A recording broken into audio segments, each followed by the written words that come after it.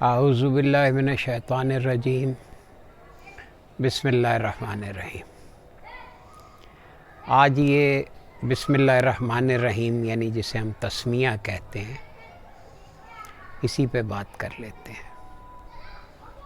اب یہ 5 لفظ ہیں، بے اسم اللہ کیا رحمان رحیم، 5 لفظ ہیں۔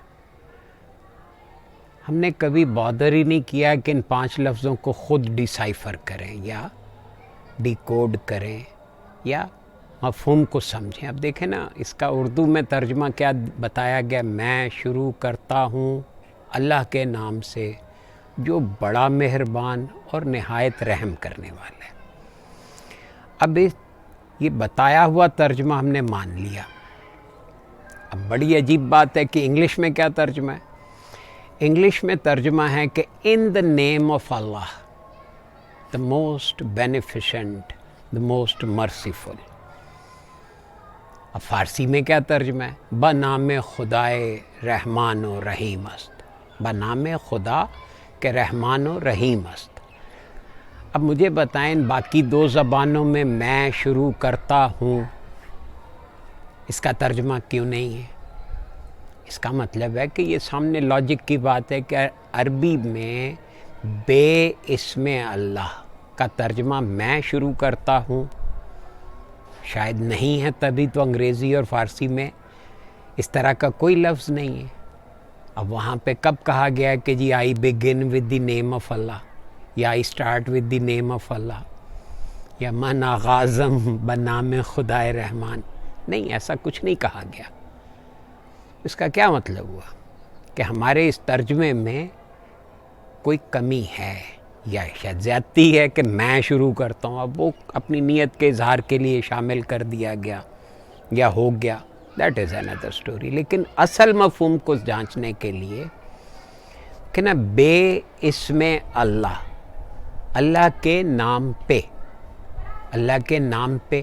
اب یہ عربی کا قاعدہ ہے، عربی کا طریقہ ہے، جب کوئی کام کسی کے بہاف پہ کیا جاتا ہے تو کہا جاتا ہے اس کے نام پہ کیا جا رہا ہے۔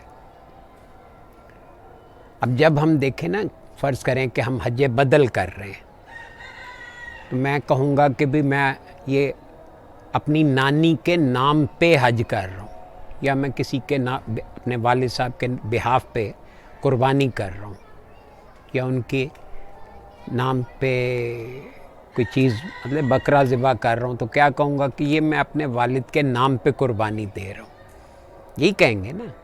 گویا عربی میں جب کوئی بات کسی کے نام پہ کی جاتی ہے تو گویا اس کے بہاف پہ کی جا رہی ہے یا اس کے لیے کی جا رہی ہے۔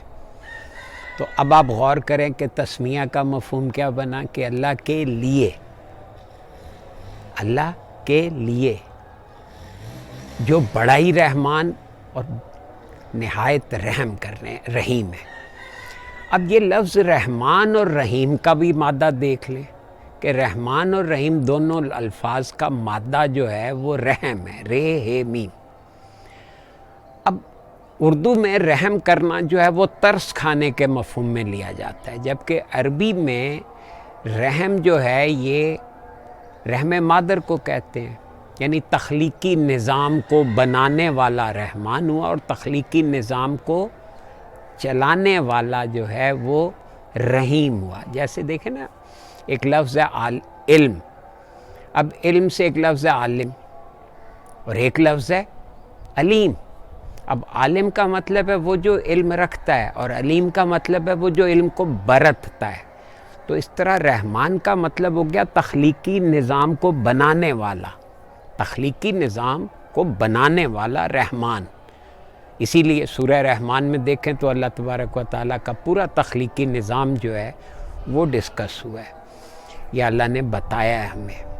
اسی طرح رحیم، رحیم کا مطلب ہے اس تخلیقی نظام کو چلانے والا، اس کا آپریٹر، ایک فیشنر ہے اور ایک آپریٹر ہے۔ اب چونکہ ہمیں ان باتوں کی طرف کبھی توجہ نہیں دی تو اس لیے شاید یہ سکپ ہوتا رہا ہے۔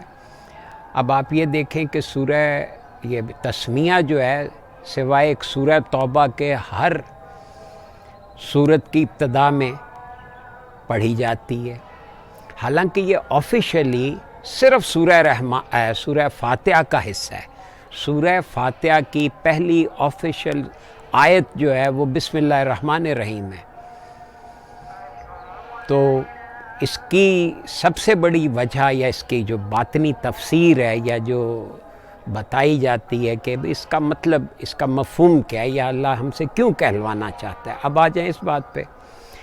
تو بات یوں ہے کہ یہ جب بھی ہم کوئی کام کرنے لگیں اور ہمارے ذہن میں ہو کہ ہم اسے اللہ واسطے کر رہے ہیں یا اللہ کے لیے کر رہے ہیں، تو کیا ہوگا کہ ہمارا ذہن اللہ اور پھر اس کی دو صفات یعنی رحمانیت اور رحیمی کی طرف متوجہ ہوگا۔ اس سے ہمیں اللہ کی صفات سے ارتباط قائم ہوگا ہمارے ذہن کا۔